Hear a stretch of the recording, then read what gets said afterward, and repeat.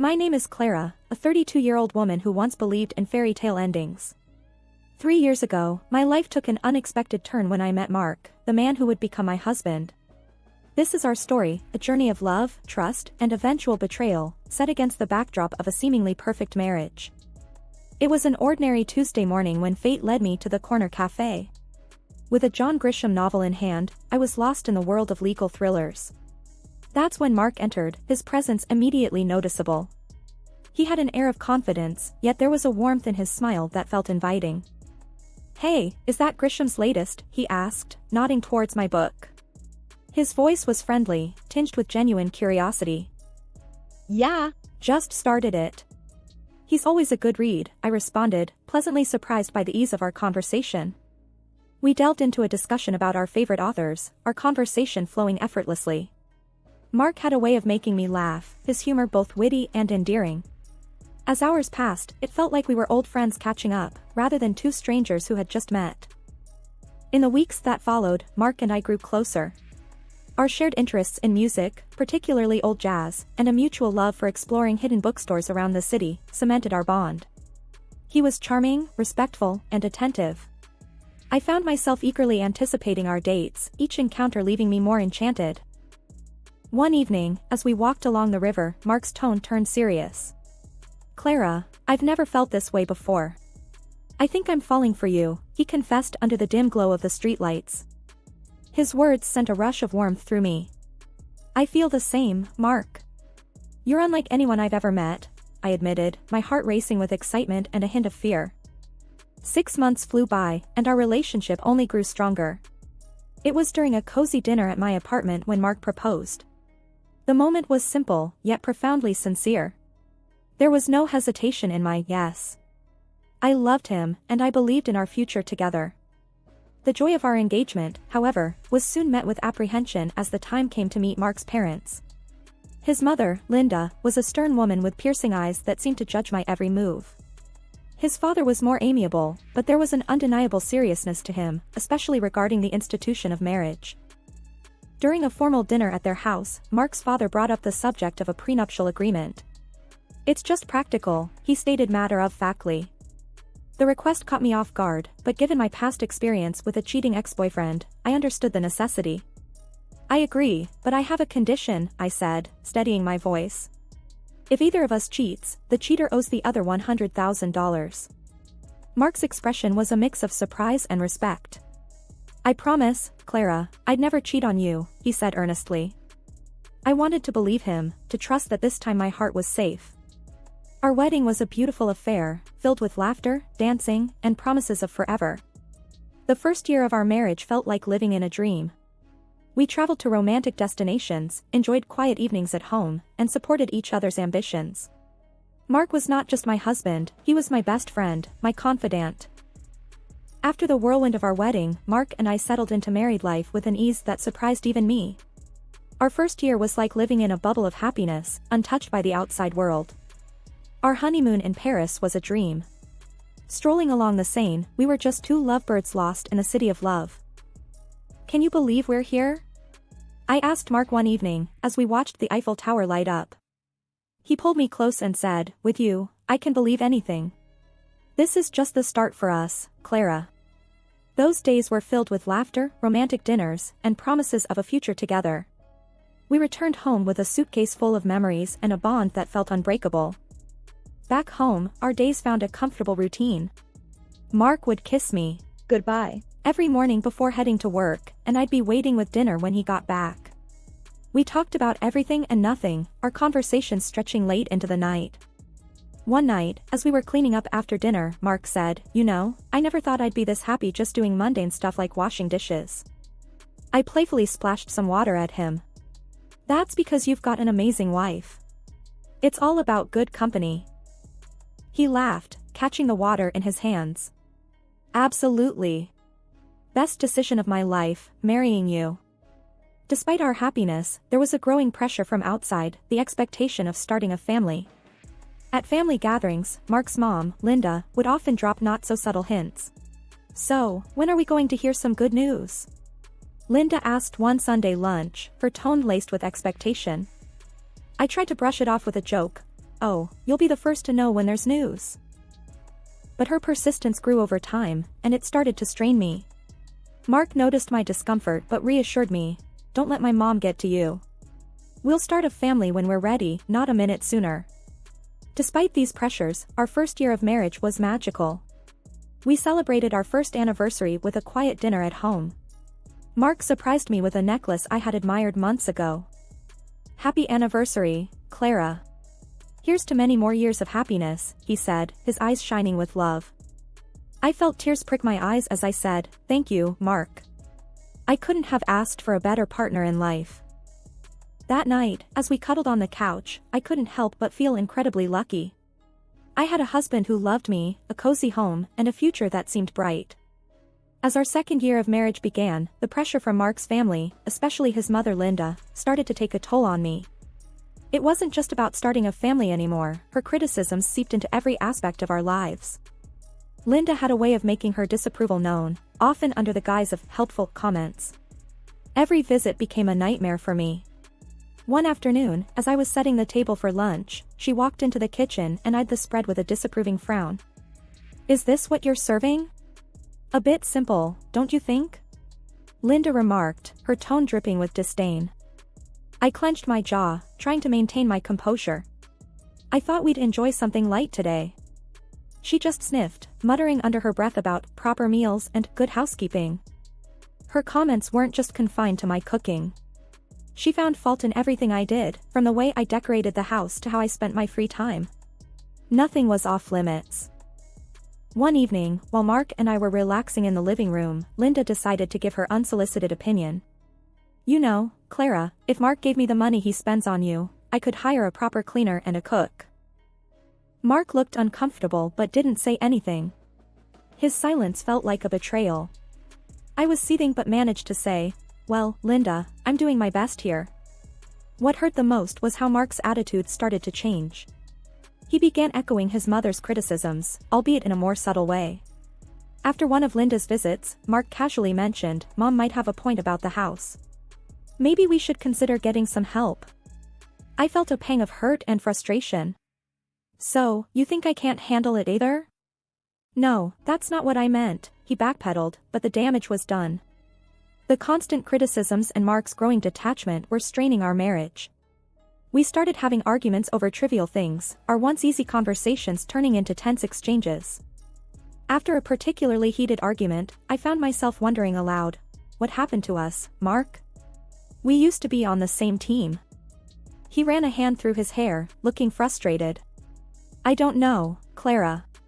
It's just everything feels so complicated now." I went to bed that night feeling lonely and misunderstood.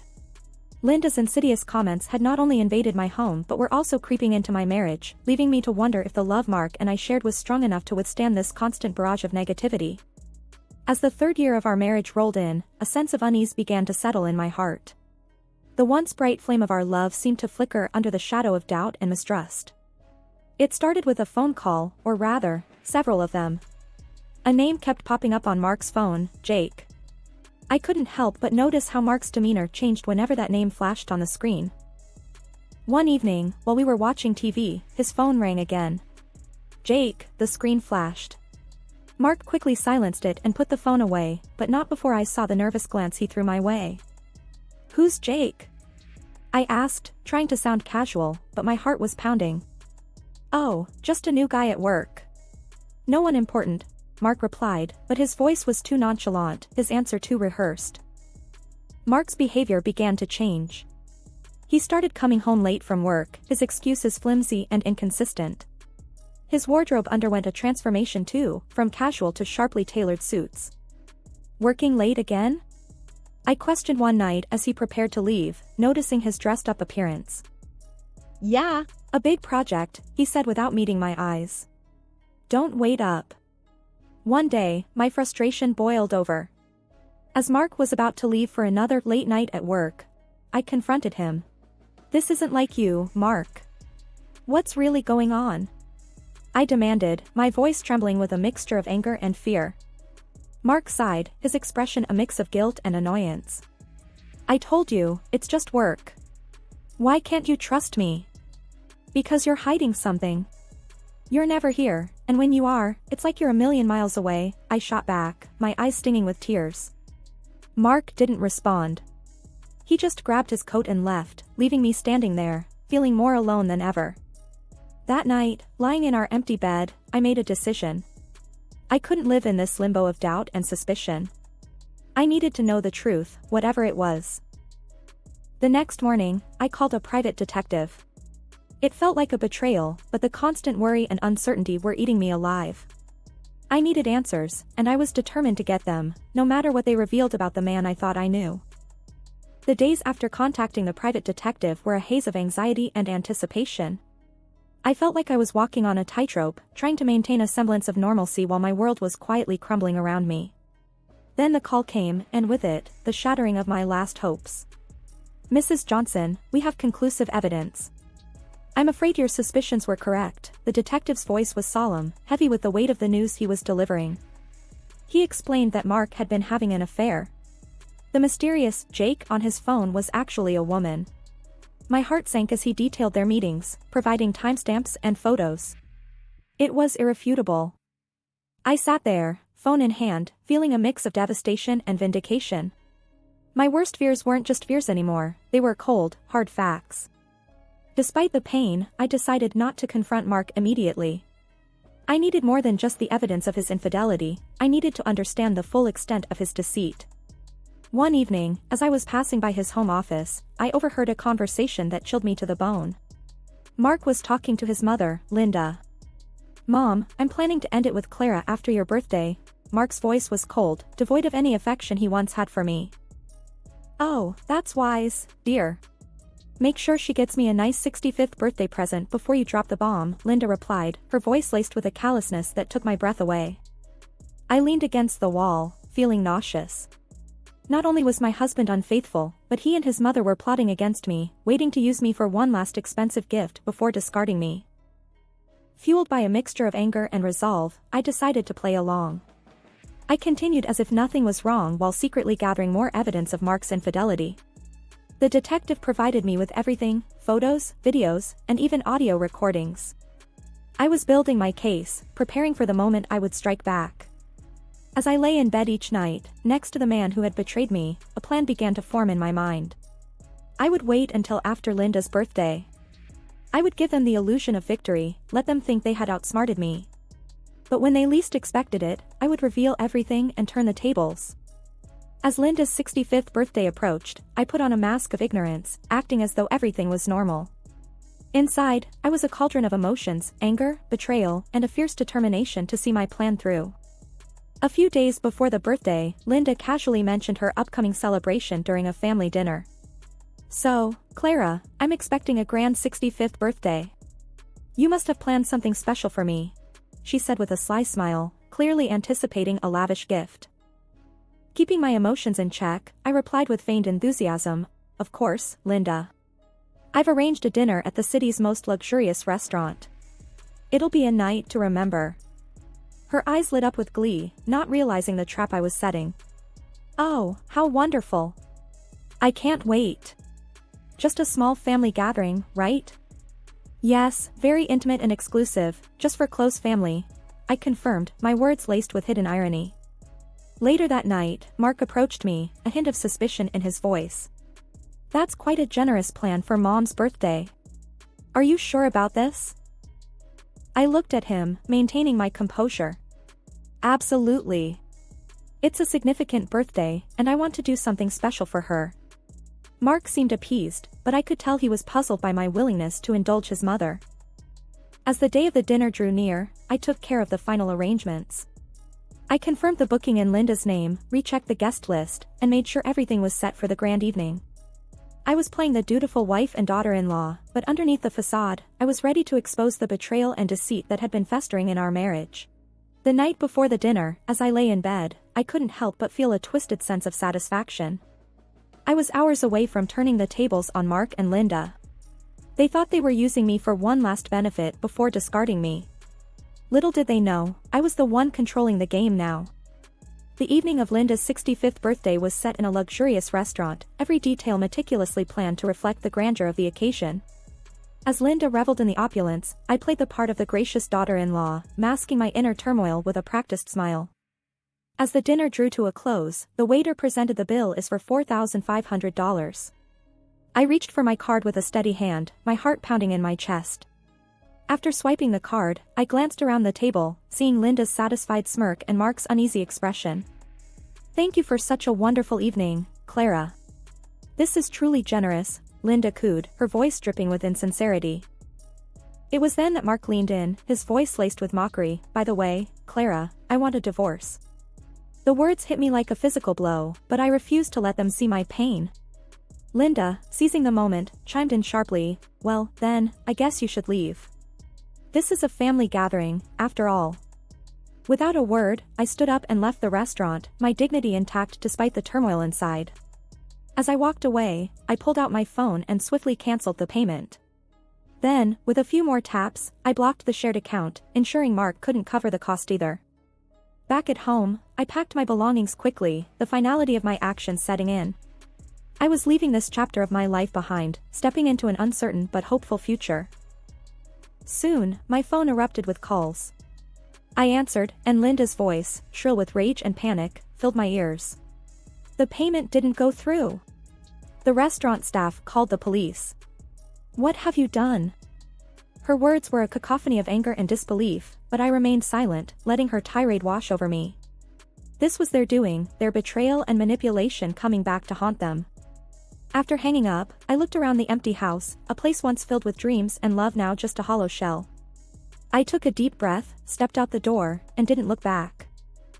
Their calls continued, a desperate plea for help that I no longer felt obliged to answer. I had made my move, exposed their deceit, and now it was time for me to rebuild, away from the lies and the pain that had defined my life for far too long. After leaving my marital home, I spent a restless night at a friend's place, my mind racing with what needed to be done next. The morning sun brought with it a sense of clarity and determination. It was time for the final confrontation. I arrived at the house to find Mark and Linda waiting, their faces a mix of anger and confusion. Clutching the divorce papers and the evidence of Mark's infidelity, I steeled myself for the battle ahead. Linda was the first to break the silence, her voice dripping with scorn. "So, you've come crawling back? After embarrassing us like that?" I met her gaze, unflinching. "I'm not here to crawl. I'm here for a divorce." Mark, who announced our divorce a day ago, suddenly tried to win everything back. "Clara, can't we talk about this? It was a mistake." I cut him off, holding up the evidence. "Save it, Mark. Your mistake was ongoing and well documented." Linda scoffed, trying to regain control. "You think you can just walk away and leave us with nothing? You're nothing without us." I laid the divorce papers on the table. "Actually, it's you who will be leaving me with something. According to our prenup, Mark owes me $100,000 for his infidelity." Mark's face went pale, and Linda's eyes widened in shock. As they scrambled to respond, I felt a weight lifting off my shoulders. This was it, the end of the lies, the deceit, and the pain. "You can try to fight this, but the evidence is clear. I suggest you pay up and move on," I said, my voice steady. Mark looked defeated, and Linda was speechless, her usual bravado gone. With no further words, I turned and walked out of the house, the door closing behind me with a finality that felt like freedom. The calls and pleas that followed fell on deaf ears. I had closed that chapter of my life for good. In the end, they paid. Mark had to borrow from his parents, but I didn't care where the money came from. It was a small compensation for the betrayal, but more importantly, it was closure. As I sat in the lawyer's office, signing the last of the papers, I felt a sense of peace. The journey had been painful, full of betrayal and heartache, but I had come out stronger, more resilient. I walked out into the sunlight, a free woman, ready to start anew. The future was uncertain, but it was mine to shape. After all the darkness, I finally felt like I was stepping into the light.